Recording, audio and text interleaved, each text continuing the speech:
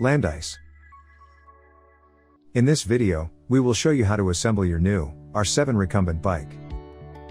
Before you begin the assembly, please make sure you read the assembly manual thoroughly, as it contains important safety warnings and assembly tips. Please note that there are some steps in the assembly process that might require 2 people to help with the assembly. Some components of the machine may be heavy. Please use a second person when doing assembly involving these parts. Unpacking and installation of the bike should be done by a qualified technician. For assembly assistance, please visit us online or give us a call. Begin by selecting an area where you are going to set up and operate your machine. For safe operation, the machine must be located on a hard, level surface. Please allow a minimum work area of 3 to 5 feet working space to safely remove the box and pallet. When choosing a workout area, make sure you leave enough ample clearance around and above the bike. Allow a minimum clearance of 3 feet, 92 centimeters, on each side of the bike. Allow a minimum clearance of 18 inches, 41 centimeters, at the front and rear of the bike. Check the assembly manual for a complete parts list. The following tools are recommended for this assembly. Most Allen keys required to complete the installation can be found inside the hardware kit. The Landice Recumbent bike is shipped with tools and hardware necessary for assembly and installation. A sharp utility knife or diagonal cutters will aid in removing plastic strapping. Unboxing.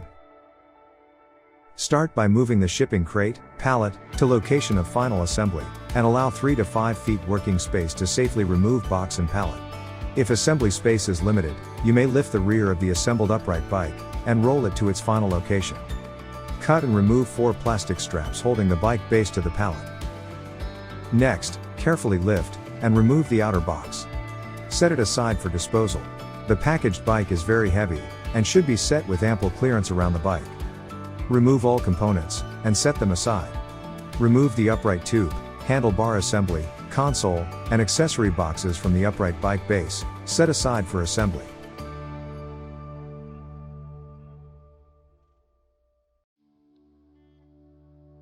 Finally, remove the protective plastic bag from the bike base.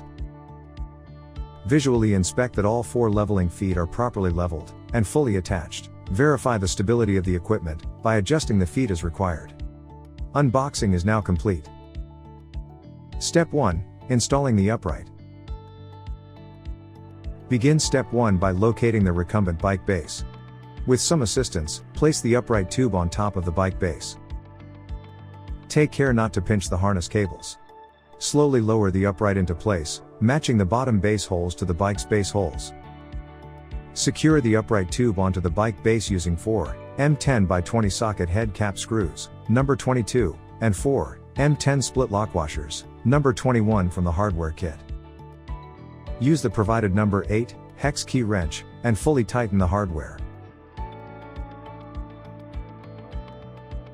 Connect both cables from recumbent bike base to intermediate harnesses located inside the upright tube.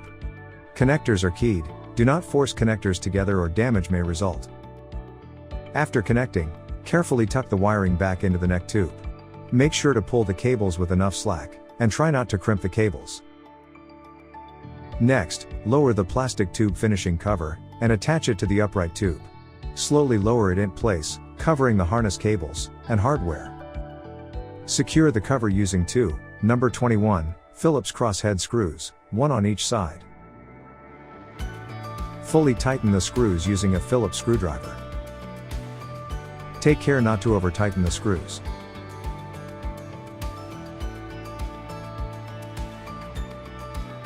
Once the cover and upright tube are fully secured, step 1 is now complete. Step 2, attaching the display console. Begin step 2 by removing the display console from its box. The display console gets attached to the top part of the upright tube. Connect both power harnesses within the upright tube to the matching harnesses, located at the bottom of the display console. Rotate the console upward, while carefully routing wire connections into the base tube and/or console. Align the pins with holes in flange, then secure the console using 4, number 27, M6 by 20 flat head cap screws. Insert the screws through the bottom, through the base plate, and into the console assembly. Use the provided M4 hex key wrench, and fully tighten the hardware. Take care not to over-tighten the screws, and make sure to tighten both the front and back screws. Once the display console is fully secured, step 2 is now complete. Step 3, installing the rear finishing cover. Begin step 3 by locating the front and rear console upright tube finishing covers that are in the accessory box. Make sure to install the rear console cover first, as shown. Secure the cover to the upright tube mounting plate with two number 25 crosshead screws. Partially tighten the screws for now using a Phillips screwdriver. With the rear cover in place, position the front cover so both plastic mounting inserts go through the crossbar access holes. Go back and fully secure both crosshead screws. Fully tighten the screws using a Phillips screwdriver. Do not over-tighten or plastic components may be damaged. Step 3 is now complete. Step 4, installing the seat back. Begin step 4 by locating the metal tube seatback frame inside the accessory box.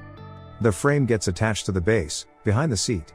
Attach the frame to the base using 4 number 26 M10 by 25 hex head bolts, and 4 number 21 spring washers. Use the provided number 8 hex key wrench, and fully tighten the bolts. Take care not to over-tighten the bolts. Next, install the front seatback finishing cover. Attach the front cover using 2 number 25 crosshead screws. Slowly push the set back into place, and fully tighten the screws using a Phillips screwdriver. Next, install the rear seatback finishing cover. Attach the rear cover using 3 number 25 crosshead screws. Fully tighten the screws using a Phillips screwdriver. Do not over-tighten or plastic components may be damaged. Finally, locate the vented seatback pad from the accessory box. The seatback pad gets attached to the previously installed metal tube seatback frame. Slowly set it into place, matching the corner holes to the post on the metal frame. Next, secure the pad to the seatback frame using 4 number 28 M8 by 20 button head bolts, and 4 number 29 flat washers. Use the provided number 6 hex key wrench, and fully tighten the bolts. When the pad is fully secured, insert back the pad number 30 finishing covers. Cover the hardware. Congratulations!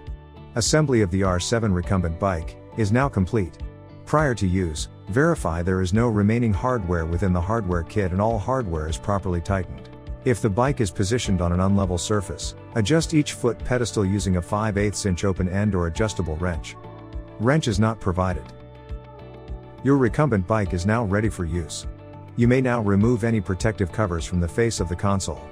Please inspect the machine to ensure that all fasteners are tight and components are properly assembled. Enjoy your new R7 Recumbent bike. Brought to you by Landice.